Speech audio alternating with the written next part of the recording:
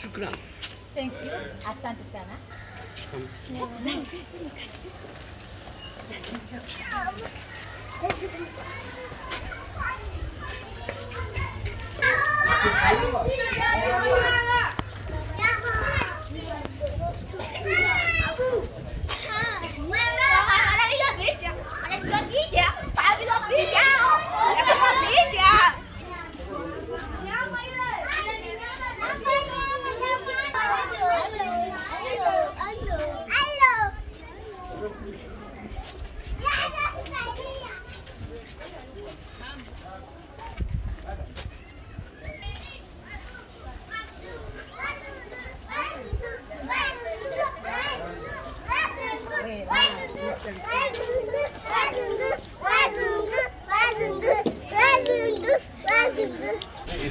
Selam aleyküm.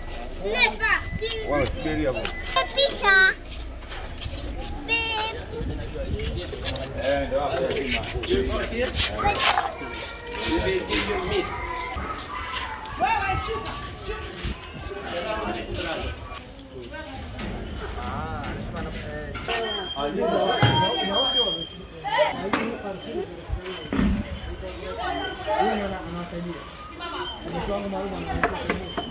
Ve kenar mahallelerde kurban kestik.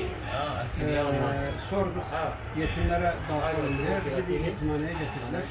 Yetimhane 58 çocukluk bir kapasite.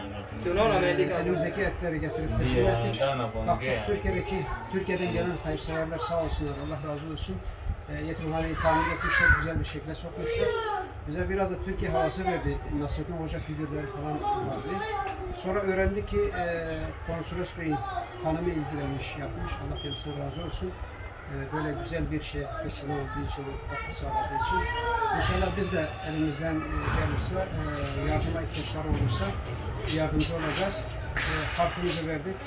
Defterlerini imzaladık. İşte kendilerine başarılar diledik. Burada gördüğünüz bu yetimhanenin küçük bir ofisinde yetkiliyle birlikte bir aradayız. Ziyaretimizi buraya not ediyoruz. Gördüğüm kadarıyla burayı ziyaret eden değişik ülkelerden bir sürü insan var. Dünyanın birçok yerinde bu şekilde yetim çocuklar bulunuyor.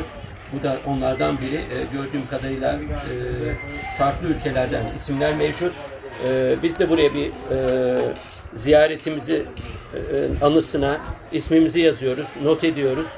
Telefon numaramızı bırakıyoruz. Eğer bunların ihtiyaçları var ki o görünüyor.